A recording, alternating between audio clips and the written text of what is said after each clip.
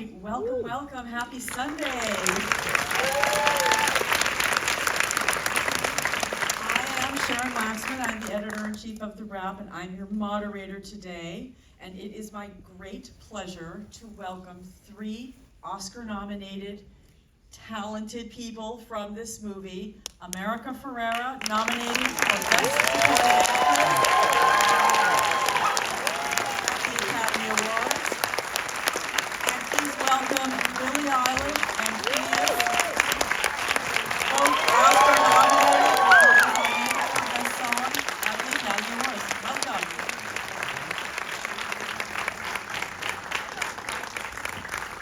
Is this on? 1, 2, 3. Oh, I was just gonna say hi, Barbies. Thanks for coming, you guys. So it's so interesting to visit a movie this far into the journey of its life, right? Like it's been months and many hundreds of millions of dollars. I'm just gonna remind you guys, this movie's made $1.4 billion at the global box office. It's been screened. I did some math. My math says that at about $11 a ticket, 131 million people have seen this movie. Except there's some people probably went to see it twice. So maybe, shave 10% off. That's a lot of people. And there was an exit poll they did last summer that said that 22% of the people who went to see Barbie had not been to the movie theater since the pandemic started. So, I can't think without my pen, so my pen has to stay here. So I just wanted to give you that context because it's so rare that there's something that you get to participate in that has such an impact on the world.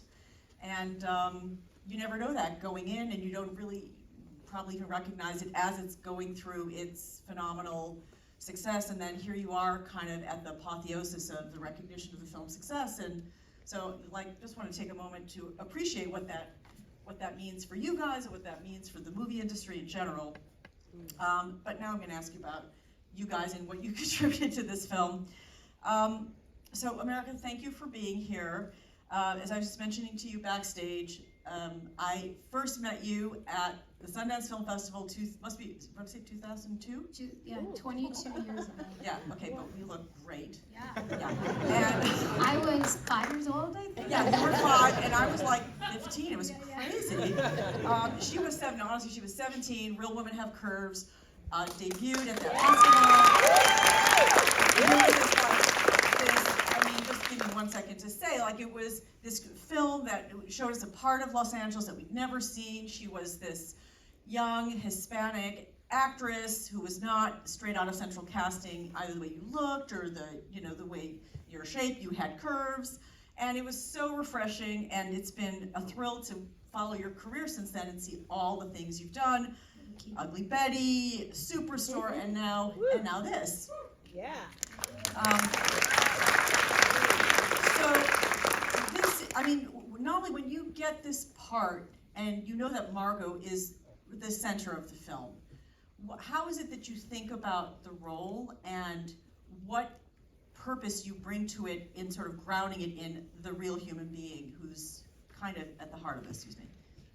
Yeah, thank you for all the amazing things you said and kind of rattled off about the success of the film. I think that no one could have anticipated the way that it landed, but watching it come together, it was very much that the whole is somehow greater than the sum of its parts. And to see, from the very beginning, to have a visionary like Greta Gerwig writing it and directing it, wrote it with her partner Noah Baumbach, and then the talent of Margot and Ryan and all the incredible cast that came together, but then to bring Mark Ronson in, who brought on all these phenomenal, it was just like the layers and layers and layers of talent and craft, from our DP, Rodrigo Prieto, to our wardrobe and production design. It was like everywhere you looked, it was just, it was just the A-team. And I think that, I had never, shockingly, ever had dreams of being in a Barbie movie. That was not where I saw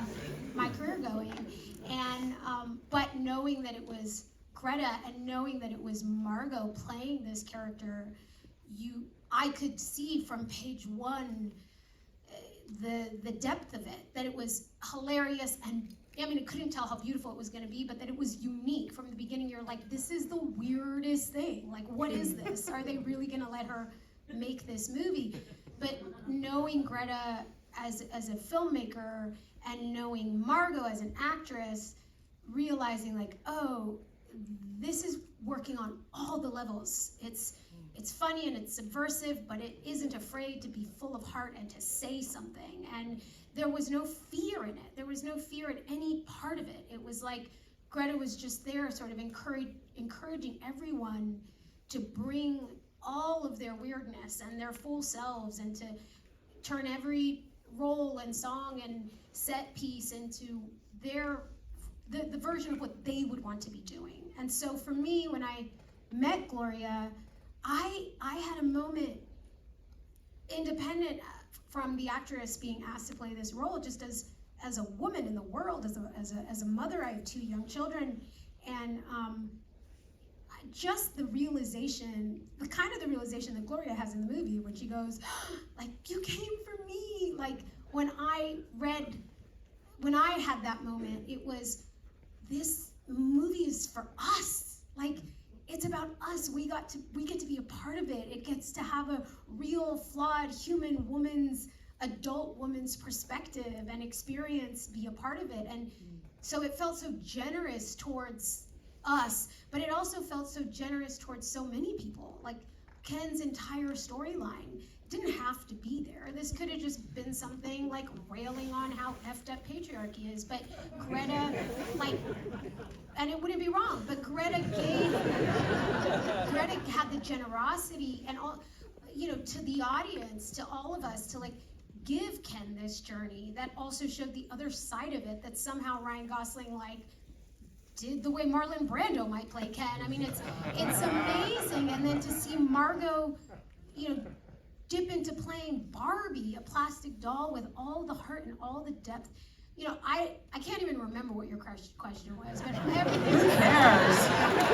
all of it to say, like, from the beginning, it was just like, this is so weird and crazy and fun and not afraid of anything. And what an amazing gift as an artist to be invited into something that isn't leading with like fear or leading to like copy or emulate, you know, something else, but to say, we're making something entirely new. And we might all fail. Like, there were moments where you're like, we're out on a limb right now with this one, and it could not work, but it did work. And I think the lesson is like, you're not always gonna come out the other side with Barbie, but if you don't go out on that limb and try to make something that feels and looks like nothing else, you're sure as hell not gonna get to Barbie.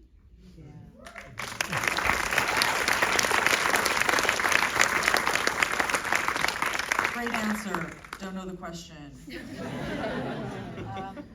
So, Billie and Phineas, I'm so excited I get to meet you because I've never gotten to meet you yet, and I've been a huge admirer of your work since the handful of years that you guys have kind of burst onto the scene with such a big impact. I think there's an interesting backstory to what your family connection might be to Barbie and Mattel. I wondered if you might start by sharing that. Yeah. Hi, guys. Well, our father, who's like sitting right there, raise your hand. Oh, wow. Dad, stand up. Say hi to everybody. Wow. And mom, too. My mom. And my mom is sitting there, too. Our dad was a carpenter at Mattel when we were kids. And we never saw him, like literally ever. But he worked like. So Barbie's made out of wood. What am I not getting here? He was a carpenter. He built sets. Sets. Yeah. At Mattel, and you know he would leave at like 4 a.m. and come home late at night, and sometimes he would, like, I thought it was really cool that he worked there because he. Sometimes he would come home with scraps from Barbie sets that he would find in the garbage. And so like in dumpsters, sometimes he would like pull out like Barbies that had been thrown away or like pieces from sets. There was this one thing that he gave to me. Maybe he shouldn't have been taking stuff, but he was. There was one thing, It's okay now. it It was like an apple, like a little plastic apple that was like pink, this like bright pink apple, and I just thought it was really cool, and I have it still somewhere in my house. But Like a tiny Barbie size? no, like an apple-sized apple. Oh, apple-sized, like a fake plastic one that was like part of some set. Yeah, for years that was it. And he, one time found an unopened Barbie, like holiday Barbie or something, in like the garbage or something. And I got that for Christmas. It was awesome. Yeah. So Barbie like had a certain mystique to you, even if like Barbie's more like my era, or maybe even older, when it was like super cool, because there were other things that came in and kind of replaced it. Nothing, honest to God, nothing has replaced Barbie. Like, For you. I really don't think it's ever been replaced. I think there's been new things, I think like, I loved like Monster High dolls, that was my shit, but like, Barbie was always Barbie, it was never like, who cares, it was so, I think that's, it's kind of rare for things to be so adored and beloved and remain that way for generations and generations and generations, because I didn't know, I had no idea Barbie was like an old thing. I was like, oh my God, this is my favorite thing in the world, and I loved all my Barbies, and I treated them like gold. I loved Barbies so much. And then my mom would talk about Barbies and her Barbies when she was a kid, and I was like, wow, like this is a lifelong, I don't even know, it's really amazing the way that it has affected us all, I think. So it came about that Greta reached out to you, or you heard about the project and said we'd be interested. Yeah, they'd wrapped principal photography, and I, like everybody else, had kind of seen like TMZ photos of Margot and Ryan on rollerblades at the beach, and I'd been like, damn, okay. We're huge fans of Greta and Noah, and yeah, one of our team members, Paul, was having a meeting totally separate from us with Inan at Mattel. And Inan at this point was like, oh. And Inan Kreitz, who's the CEO Yes, of correct. Mattel, right? Yeah. And Inan was exclaiming about how excited he was about Barbie, and he told our team member Paul about like, Mark is doing this soundtrack, and it's gonna be amazing. And the people that work with us champion us and are great. He was like, well, you don't have a Billie song. And he was like, could we get a Billie song? And he was like, I'll call him. So we got this call out of the blue of like, do you want to maybe talk to Mark about doing something for the Barbie movie? And I was like, yes, of course. That's kind of crazy that was it would crazy. come through the CEO of Mattel. It's not usually part of the No, not usually. team. I mean, No, for sure. So Yeah. we got really lucky. And then we were put in touch with Mark, and then Mark put us in touch with Greta pretty quickly. And she was very adamant that we see the movie if we were gonna write anything. Which again, like all of this, like I talk about this a lot, but we feel like fans who snuck into the back of like the party. And so the idea that we were gonna get to see some rough cut of the movie 6 months before we would otherwise get to see it was enough to us that we were like, that's sick. Even if they don't want us to make a song, that's awesome. So we got to go see, it was the first 40 minutes assembled, and then several scenes, America's amazing monologue, the Now Feel scene with Ruth, I'm Just Ken. We got to see some really pivotal moments in the film. So you mean the dance scene? Yes. Oh, wow. Yeah, so we got to see these things to kind of take home with us and be inspired by. And we just loved it. We just loved the film. We were super moved by it. And we wrote the song the next day. Yeah. Yeah. Do you guys write together? Does one of you write the words? One of you write It is the really, at this point, we've been working together since I was 13 and Finneas was 17. And those were our ages when we made a song called Ocean Eyes and put that out. And Amazing. it's 13, really, 13. 13 and 17 is ridiculous. But it's changed a lot over the years, but I think at this point it's very 50-50. We are so, when we talk about a song we've written, it's like hard to remember who wrote what, because it's very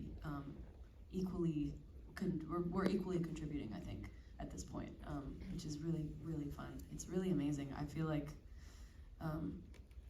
I write on my own too, and Finneas writes on his own, but when we write together, it's really, honestly, like nothing else, and I can't really recreate it.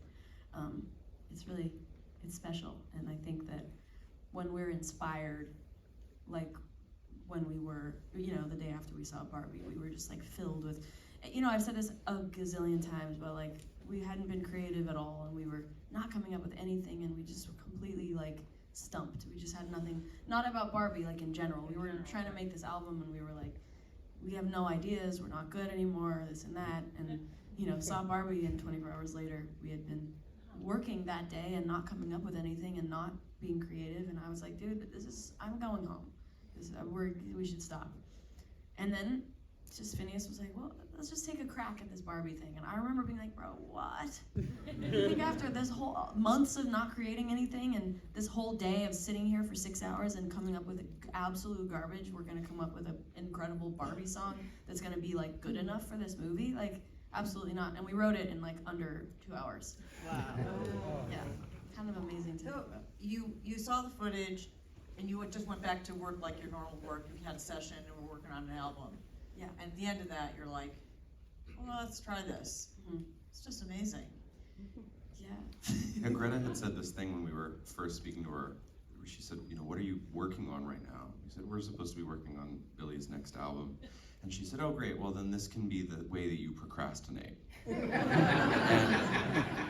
was awesome. I think Glad she said that. we felt so daunted by how little progress we felt we were making on the album at the time that I was like, oh my God, like we don't need to procrastinate. We can't even get the album going. But she was completely right. Like it was such Well, a stupid. She said, she was like, that's what I love when Yeah. she was like, when I'm working on a big project, I love a little distraction to work on. It was really smart. It's really true, but because that was going to be one of my questions I was going to ask you guys, is that why you do movie scores? Because of course you wrote the song for James Bond, Time to Die as well. Like, what is appealing to you about that, given that you have your own very strong creative voice that you put out there that is an expression of, you know, the inner you and just what you guys do together, which is so special. Yeah. Then if you collaborate on something like a film, like you've got all this other inputs and, you know, so you're kind of answering the question that I was going to ask later, but it's additive to the creative process for you to work on something that really kind of belongs to somebody else, because it's Greta and Noah's vision in a way, right? Well, you know, I'm glad you asked because you know, writing for something, especially film, TV, whatever it is, but having a prompt, having some sort of guideline, something to write about is my favorite game. Truly my favorite game. Like it's like, I don't know, there's something about it. I think having like I really like having an assignment. I really like having like a challenge and you know, I like having parameters. Rules, kind of. And honestly, it's hard for me to be vulnerable sometimes in a lot of ways, but in also writing music. I've said this before, but like I don't find it easy and or fun to write about my own feelings most of the time. Oh yeah. And sometimes some people, when they write songs, really like writing about how they specifically feel and their experience. And I have found that really difficult and challenging, and it's really hard for me, because I guess it's hard for me to understand how I'm feeling until later.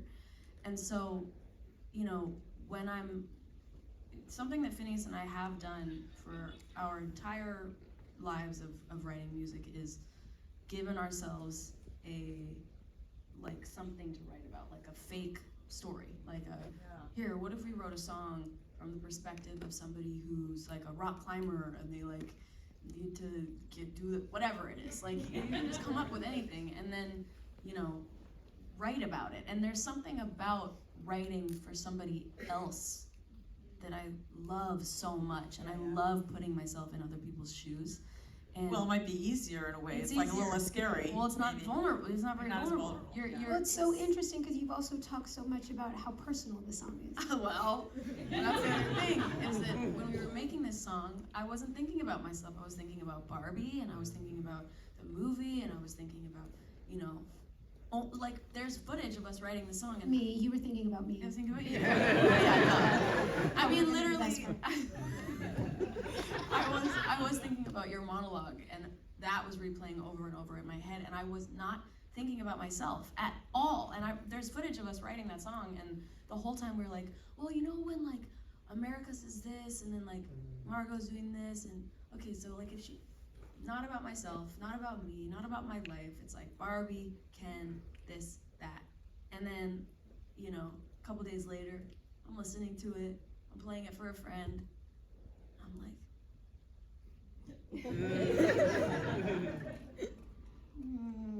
who wrote this shit about my life? Because it wasn't me, but then it was. So yeah, really weird. Because sometimes that happens. Your subconscious is there, you know. And anyway, blah blah. Well, if it's, I mean, I think that's it. Like, if it's good, it's honest, and if it's honest, then it's got to relate to something real.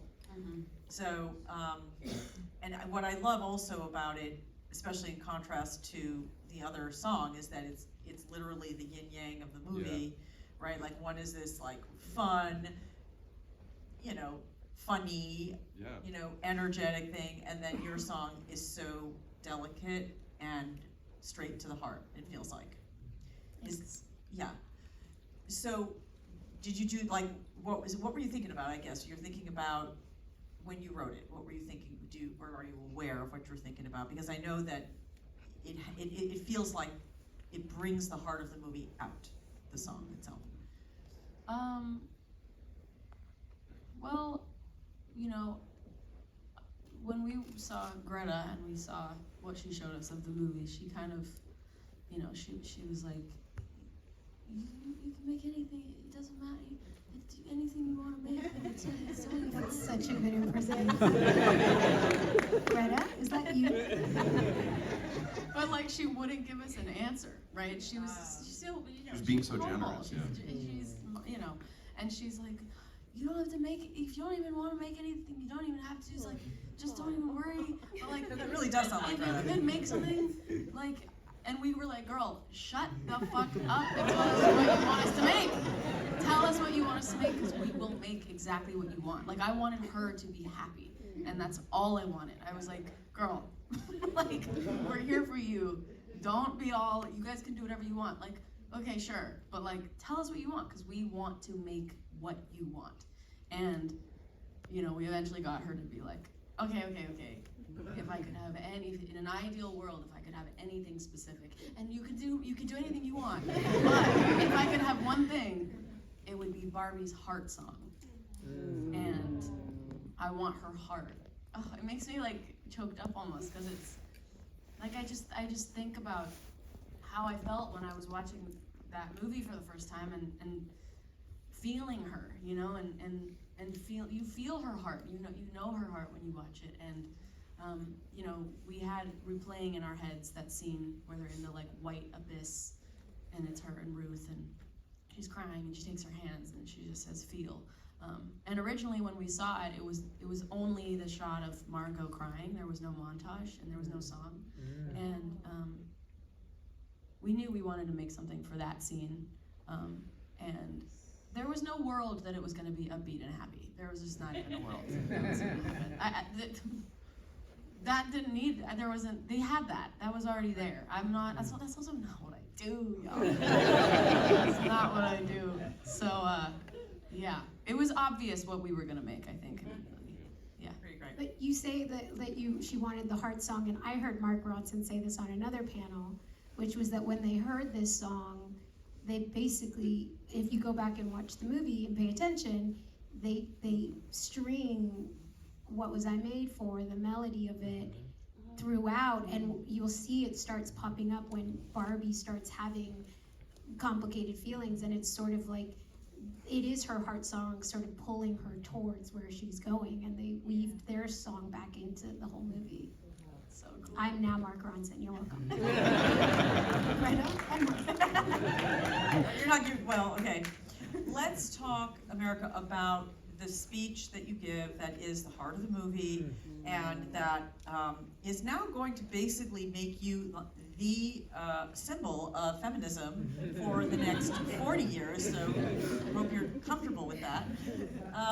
So let's just back it up a little bit. What did you think when you read it, and how did you prepare to completely naturally, as if off the top of your head, kind of come out with this, I'll call it a cri de coeur, like a cry of the heart of like what it's like to be a woman today, that's connected with everybody? Yeah, I mean, it's so amazing. I love hearing musicians talk about their process because it just feels like such an alien thing. But hearing you talk about it, it is so much a similar thing of you get a story and a character that you get to step into and you get to see it through their very specifically written journey. But really, you know, what it is, it's like different portals into like your own journey, your own feelings, your own, you know, my version of that. Like I never played with Barbies growing up, ever. We couldn't afford them. I didn't really feel like there was nothing accessible to me about the Barbie world and Barbie land. And so it just like was never really that part of my life.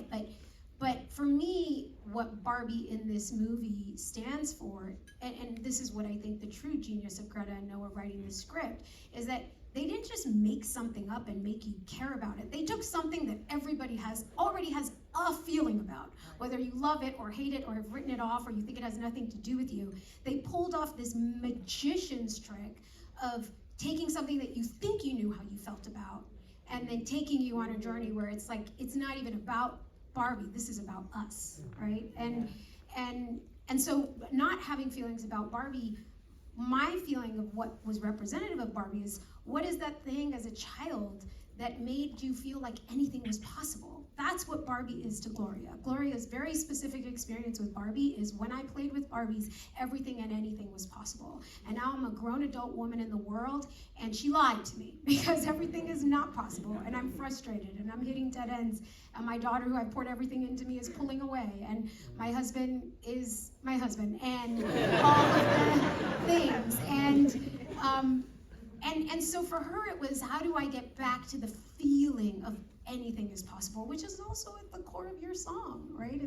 It's how do we get back to that thing of like, oh yeah, life, and it's good, and it's fun, and it's passionate, and maybe everything's not possible, but we can try, you know? And for me as a child, that was performance. Like that's where I was allowed to be everything. You know, my feelings weren't too big for anyone.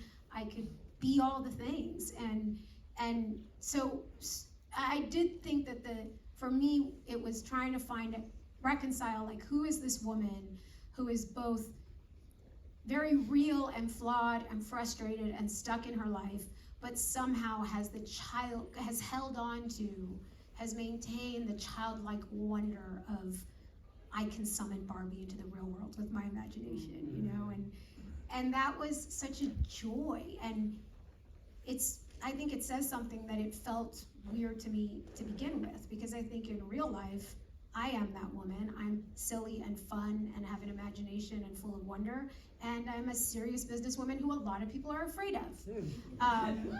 And we can be all of those things, but kind of the way we're used to seeing ourselves projected back to ourselves is not someone who gets to be all those things. You're in that box, or you're in this box, or you're the dorky best friend, or you're the girl next door, or you're the hot chick, or you're the one the guy wants or the one the guy doesn't want, right? Like, we're used to just seeing ourselves in boxes and not as the whole human beings that we are. And so for me, I get Gloria and Greta's names mixed up all the time.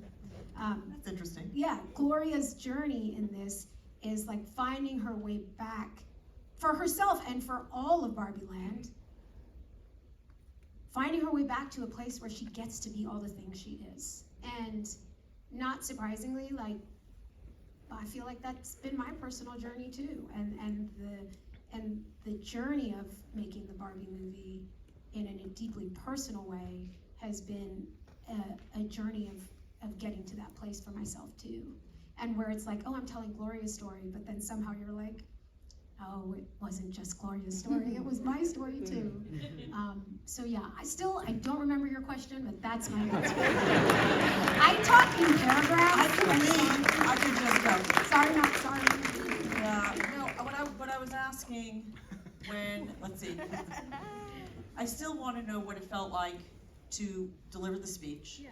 And of course, it's clear when you read I'm sure when you read the script, when you see the movie, that is what the movie is there for, is to get to that moment and express that point of view.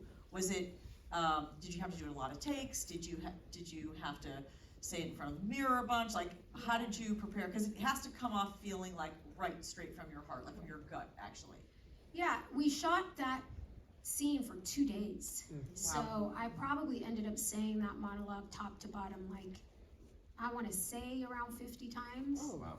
Like Ariana, who plays Sasha, my daughter, she had memorized it at the end, and she like said it back to me, and I sobbed. She was really great in it. And we shot it for 2 days, but Greta and I had talked about it for months. Like, we talked about every time there was something in the culture, like this article or that story or this episode of TV or this op-ed, everything that had to do with the monologue, we would just share and relate to what's happening in the culture, but also to what we've experienced as individual women. And also, I had 40 years experience of being a woman, so that helped. And then, I think by the time we got to doing it, I had all these months to deeply weave each of those lines so personally with my own experiences, and which helps, because then you don't have to act or overact. You get to just say the words and let the words kind of pull whatever thread it pulls. And because we did it for so long, that it was such a gift to have time with the words and to have time with letting each take me wherever it was going to. There were takes that ended in hysterical laughter, takes that ended in rage. I think there was literally a take where I turned into a dragon and I just screamed. And I'm glad I've never had to watch that take. And it was just doing it and letting, and it was different and unique from every other day on set, where Greta was very specific with what she wanted. She had a very, she's a dancer, and I think she's musical by nature, and like the way she heard the dialogue was so specific in her head, in a lot of ways very musical. And Ryan always says that she was like always tuning us, and that's right. She would close her eyes and have us run the lines, and then she'd tune us. She'd make us go faster or slower or slow it down, or so it was always very specific. And then when we got to this monologue, the day of, I was like, oh, how did you hear this? And it was the only time on set that she said, I don't know. I want you to find it. I want you to play and to find it. And that was scary, but also felt like so much faith that she had in me, and I had so much faith in her. And then we just laughed and cried for 2 days and did the monologue. And I was very tired at the end, but also it felt personally cathartic. And maybe this is too much information, but I feel like in my own personal life, like I had to live that monologue through my body. And so there are times where I'll go to like look at the mirror and be like, I haven't worked out in 2 days. And then I'll just hear Gloria be like, we already said the monologue. We don't get to go back and do that. And it's like, she still lives in my head and is saying the monologue all the time. So in a way, it felt personally transformative.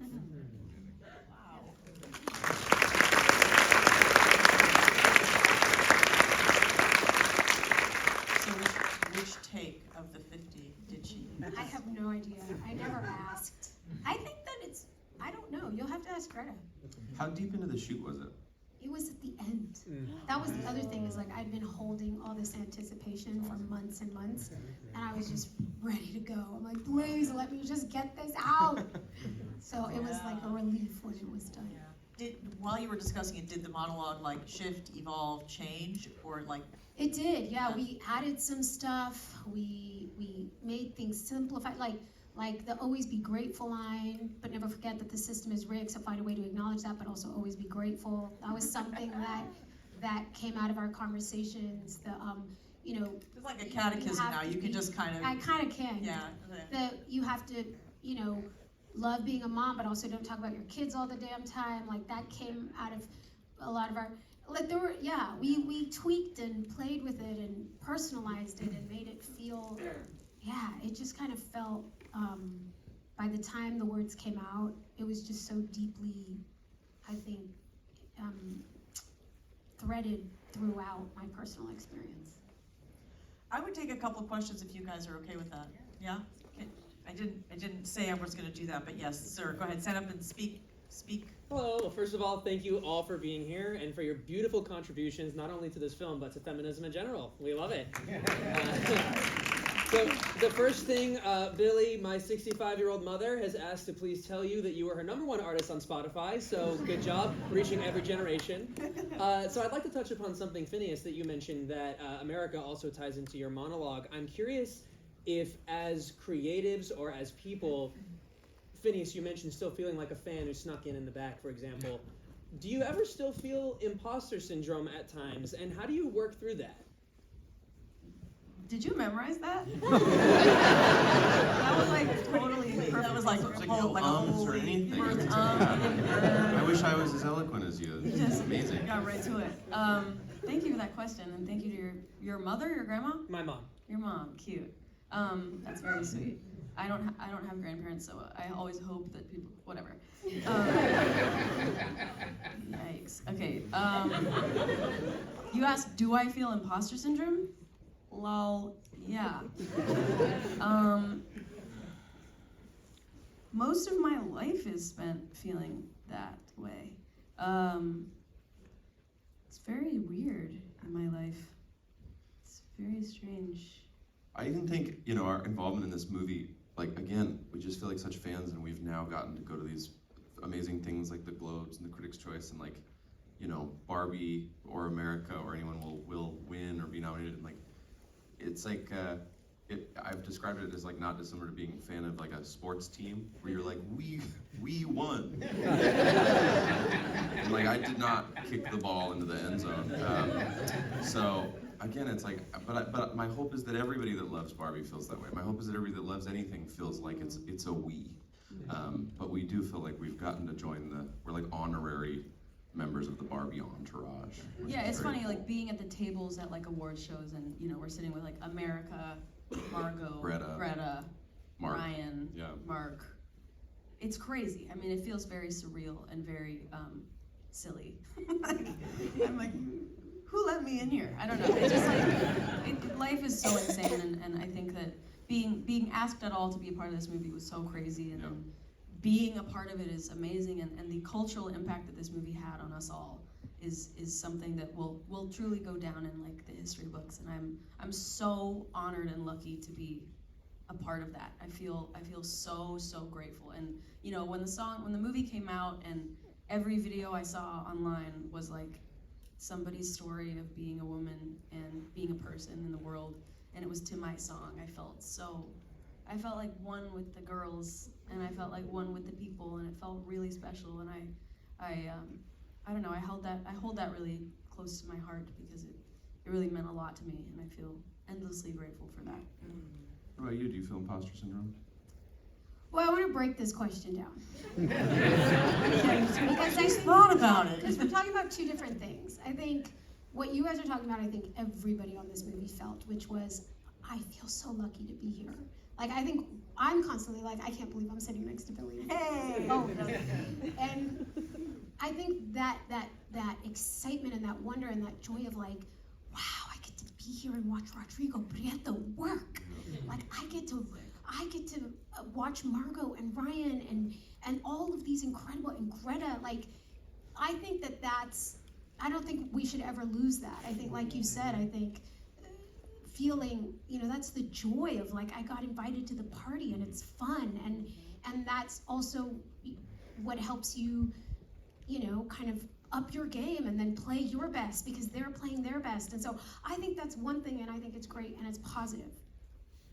I think I've started thinking of this thing that what do we really mean when we say imposter syndrome? And I would say the quick, I don't give quick answers, the quick answer to do I ever feel imposter syndrome is yes. But I've come to think of it very differently, because what imposter syndrome says to us is that, you know, you walk into a space and what you feel is, I don't belong here. Everybody else belongs here and I don't belong here. And I've come to think of the titling of it as imposter syndrome as like victim shaming, where I'm like, and now I'm giving myself like a disease that I have because, you know, not only do I not belong here, but like I don't even I don't even feel like I belong here, so I'm doing this the wrong way. And you just shrink yourself. You get smaller and smaller and smaller. And I don't really have the replacement, so maybe one of you can think of what the replacement word is for imposter syndrome. But I think that the difference of the way I look at it is like, oh, it's not my fault that I feel like I don't belong in this space. Everything for my whole life has told me I don't belong in this space. So it's not really imposter syndrome, it's appropriate reaction to what I've been told my whole life. Or whatever syndrome, or whatever that is, you know? And because one makes me feel more shameful. One makes me feel like, shit, I don't know what I'm doing, and I feel really small around these geniuses, and no one knows it, and they're gonna find out, and they're gonna kick me out. Instead of all these smart people think I belong here, and I've worked really hard, and I am here, and I've done the work. Why do I still feel like I don't belong here? Because I believe what I've been told and taught my whole life, that I don't belong here. So I just think we have to, like, for our own selves, start thinking about it differently. Of like, I feel strange in this space because I am a stranger in this space. Because a lot of us are the first people like us to be in these spaces. Yeah. And so, in a way, it's the most appropriate response you can have. We're just calling it the wrong thing.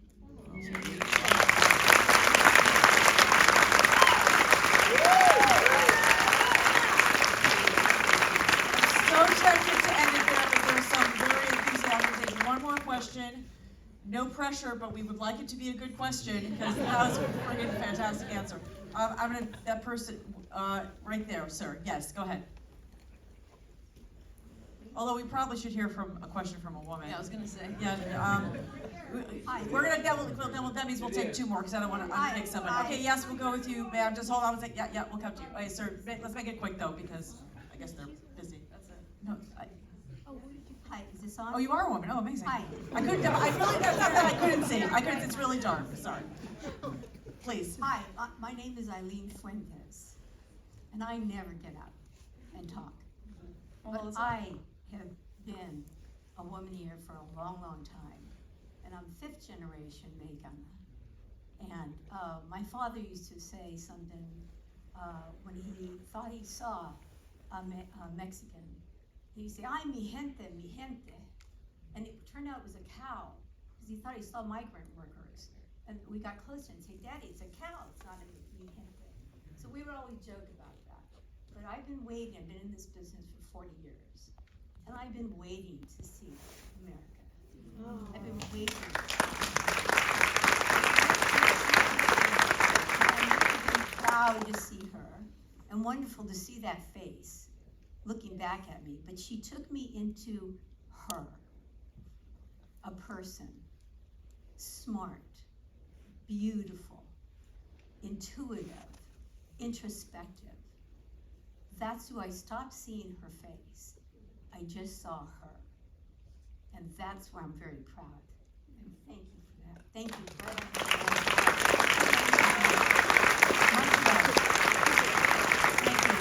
Okay, one more. If it's a question, that was beautiful. Thank you for sharing that.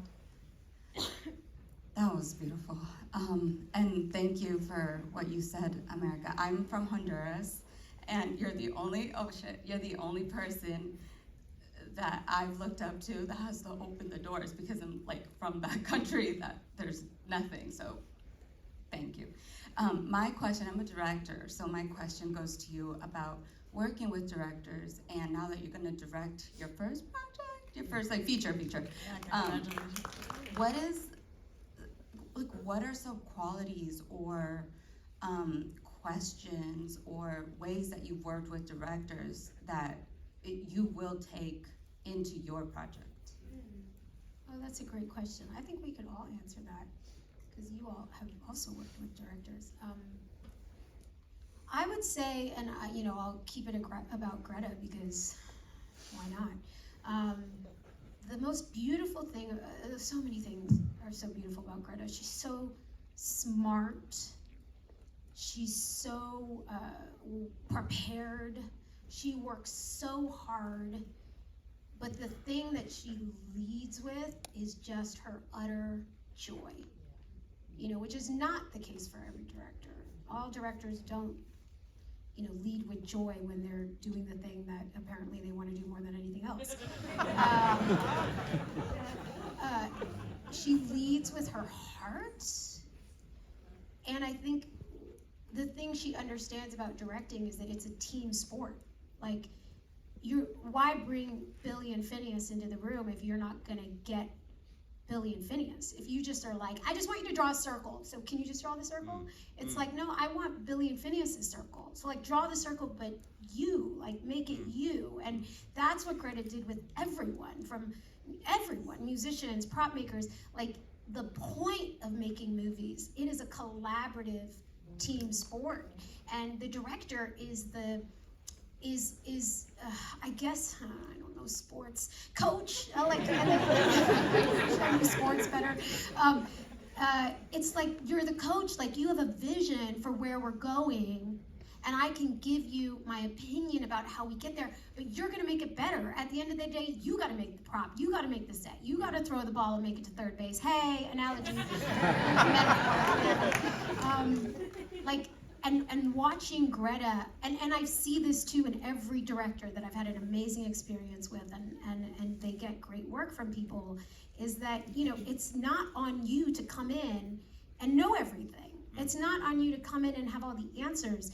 The beauty of making work and being creative with other people who know the most about their field, more than you're ever gonna know as a director, is the getting to have ideas together and everyone to bring something. And what I experienced as an actress with Greta is how sacred that was to her, how that process of bringing something unique and new and true in the moment requires such protection and requires so much, I think, respect for what it is you're asking people to bring through. You're not asking people to say lines. You're not asking people to hit a mark. You're asking people to bring through a part of their soul. And so you don't just say action and cut. You're creating a space and you're protecting a sacred space where something new and true and soulful can happen. And I learned that through my 22-year career, but I saw it embodied in watching how Greta works. And I think that is what you're feeling when you watch this movie. You're feeling something that was made from soul and made because she took something as fake and plastic as a Barbie doll and she brought soul through it. And that is like, I mean, that's, I don't know what else is inspiration if not that, right? Do you guys want to answer the question? Sorry, I talk so much.